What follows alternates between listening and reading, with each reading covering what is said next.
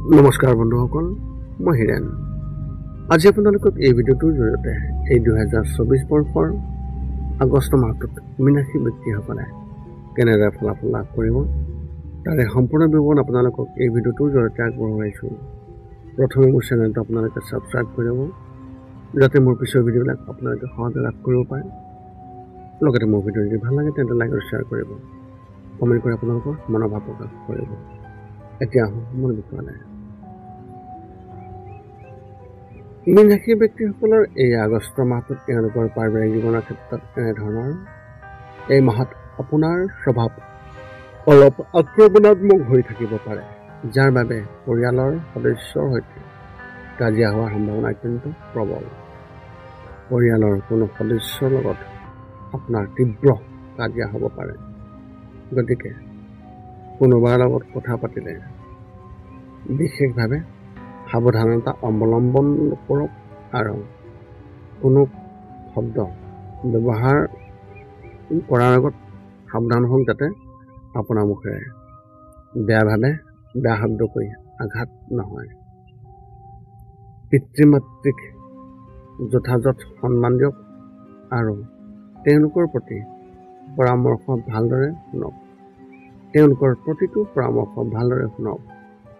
মাহৰ প্ৰথম সপ্তাহত মাতৃৰ স্বাস্থ্য দুৰ্বল হৈ থাকিব পাৰে আৰু মনটো অস্থিৰ হৈ থাকিব পাৰে। এনে পৰিস্থিতিত তেওঁলোকৰ সম্পূৰ্ণ যত্ন লওক। ব্যৱসায় আৰু চাকৰিৰ ক্ষেত্ৰত এনেধৰণৰ। এই মাহত আপোনাৰ ব্যৱসায়ত লাভ হোৱাৰ সম্ভাৱনা আছে। আপোনাৰ অসম্পূৰ্ণ কাম সম্পূৰ্ণ হ'ব আৰু আন ক্ষেত্ৰৰ পৰাও আপুনি সুবিধা লাভ কৰিব। আপুনি আপোনাৰ ব্যৱসায়ৰ বাবে নতুন পৰিকল্পনা কৰিব আৰু এই ক্ষেত্ৰত আপুনি বহুতো গুৰুত্বপূৰ্ণ ব্যক্তিকো লগ পাব পাৰে। চৰকাৰী খণ্ডত কাম কৰা ব্যক্তিসকলে হয়তো এই মাহত নিজৰ কামত দ্বিধাদ্বন্দ্বৰ সন্মুখীন হ'বলগীয়া হ'ব পাৰে। তেওঁ উচ্চপদস্থ বিষয়ৰ পৰাও প্ৰত্যাহ্বানৰ সন্মুখীন হ'বলগীয়া হ'ব পাৰে। এনে সময়ত নিজৰ বুদ্ধিমত্তা ব্যৱহাৰ কৰক আৰু কোনো ভুল সিদ্ধান্ত লোৱাৰ পৰা বিৰত থাকক।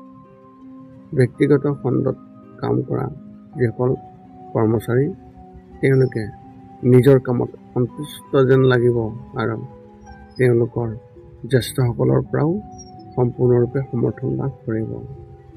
শিক্ষা আৰু কেৰিয়াৰ ক্ষেত্ৰত এনেধৰণৰ। উচ্চ শিক্ষা গ্ৰহণ কৰা ছাত্ৰ ছাত্ৰীসকলে পঢ়া শুনাৰ প্ৰতি আগ্ৰহ কম হ'ব আৰু অসাৰ কামত সময় কটাব। ইয়াৰ ফলত ভৱিষ্যতে তেওঁলোকৰ পৰীক্ষাত বিশেষভাৱে প্ৰভাৱ পৰিব পাৰে। গতিকে পঢ়া শুনা আৰু অন্যান্য কামৰ মাজত ভাৰসাম্য ৰক্ষা কৰক। বিদ্যালয়ৰ ছাত্ৰ ছাত্ৰীসকলে এই মাহত শিক্ষকৰ পৰা উপযুক্ত নিৰ্দেশনা লাভ কৰিব আৰু কোচিং অধ্যয়ন কৰা ছাত্ৰ ছাত্ৰীসকলে কিছু সুবিধা লাভ কৰাৰ সম্ভাৱনা দেখা গৈছে। যিসকল পৰীক্ষাৰ্থীয়ে প্ৰতিযোগিতামূলক পৰীক্ষাৰ বাবে কঠোৰ পৰিশ্ৰম কৰি আছে, তেওঁলোকে এই মাহত শুভ লক্ষণ দেখিবলৈ পাব। তেওঁলোকৰ জীৱনত কোনোবাই প্ৰৱেশ কৰিব পাৰে, যিয়ে তেওঁলোকক উপযুক্ত পথ প্ৰদৰ্শন কৰিব।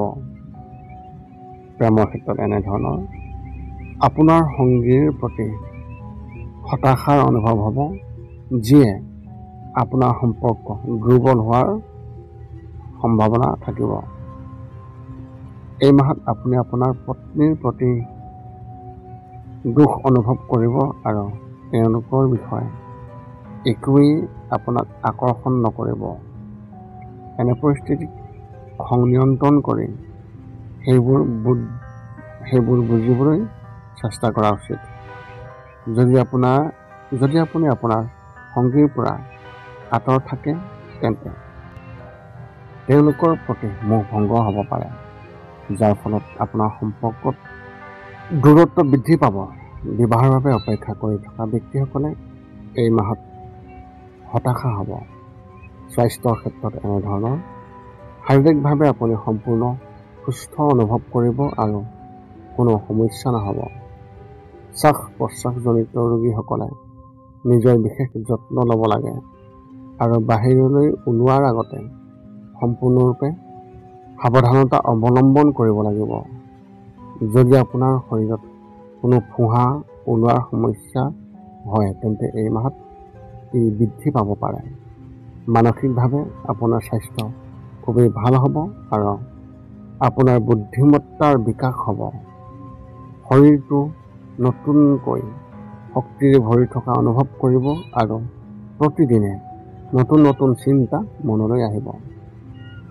মীন ৰাশি ব্যক্তিসকলৰ এই আগষ্ট মাহটোত এওঁলোকৰ শুভ সংখ্যা হিচাপে 3 আৰু শুভ ৰং হিচাপে গোলাপী ৰং ব্যৱহাৰ কৰিব পাৰে। এই আছিল মীন ৰাশি ব্যক্তিসকলৰ এই আগষ্ট মাহটোত লাভ কৰিবলগীয়া সম্পূৰ্ণ ফলাফলৰ বিৱৰণ। পুনৰ লগ পাম অন্য এটা ভিডিঅ'ত। আজিলৈ ধন্যবাদ।